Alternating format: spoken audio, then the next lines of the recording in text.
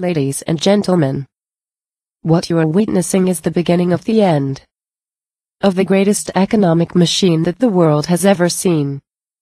America. Our greed and our debt is literally eating our economy alive. Total government, corporate and personal debt has now reached 360% of the GDP, which is far higher than it ever reached during the Great Depression. We have dismantled our once colossal manufacturing base, shipping millions upon millions of jobs overseas. We have lived far beyond our means for decades, and we have created the largest amount of debt in the history of the entire world.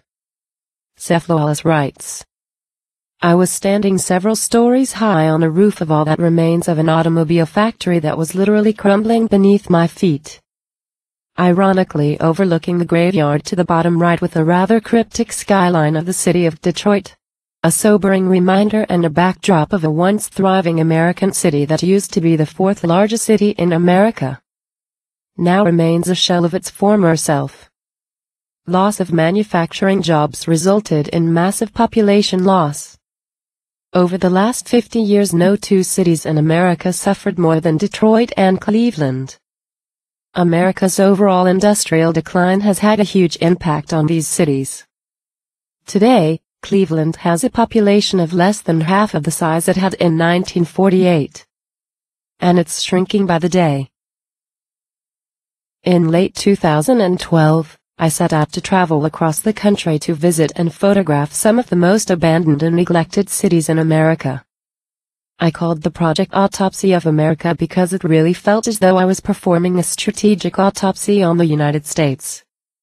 The goal was to capture these photographs and then share them with as many people as I could.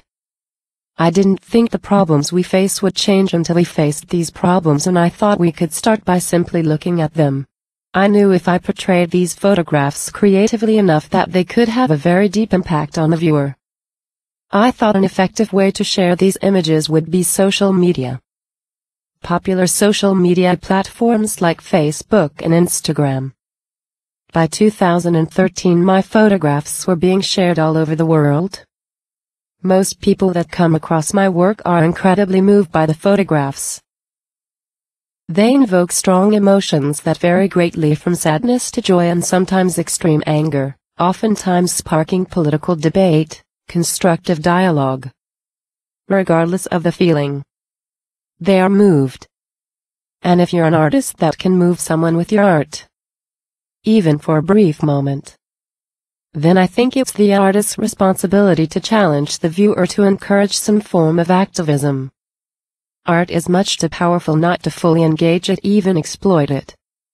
If it's for the betterment of humanity, transforming, if you will, social media into a social movement. Creating art that creates emotion, that sparks a healthy debate, that has the propensity to offer creative solutions. The more I shared these images, the more I saw people becoming more engaged. Everyone had an opinion. I was attacked by the right-wing conservatives for portraying our country as weak and vulnerable to the world. Others thought my work was somewhat exploitative, but everyone had an opinion. After all, they were seeing pictures of America that deeply disturbed them, and they were angry. For the rest of the time I'd like to shift the topic somewhat, as the rest of my photographs are showing, and talk about something much more important for our city. The Brookings Institution recently ranked the city of Cleveland almost dead last among other major metropolitan cities in the country in reference to its segregation. This racial divide between Cleveland residents is a growing problem, and this problem has gone on for far too long. It reminds me of a story I remember years ago. I was staying at a hotel that happened to be hosting this rather extreme right-wing, white supremacist conference, where speakers from all over the world attended. One of the speakers that spoke that night was the former KKK Klansman David Duke, who had a brief stint in Louisiana politics. I had recognized him sitting in the lounge of the hotel that night, and I approached him. We ended up talking for several hours that night. He told me something that night that I will never forget. Something that will eventually change and shape me as a young activist. He told me how important segregation was in order to effectively use his racial propaganda.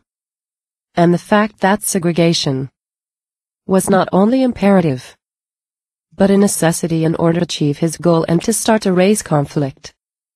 He would go on to describe the battle that would start as a social-economic conflict that would eventually end in violence. It was a very frightening thing to hear, especially in such an intimate setting.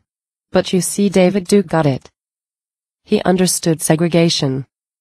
He had respect for it. And he understood the power it had on a city. Unfortunately, most people in the city do not. Most city officials and even people in this room tonight would consider this a challenge for the city of Cleveland. This isn't a challenge. This is a moral failure.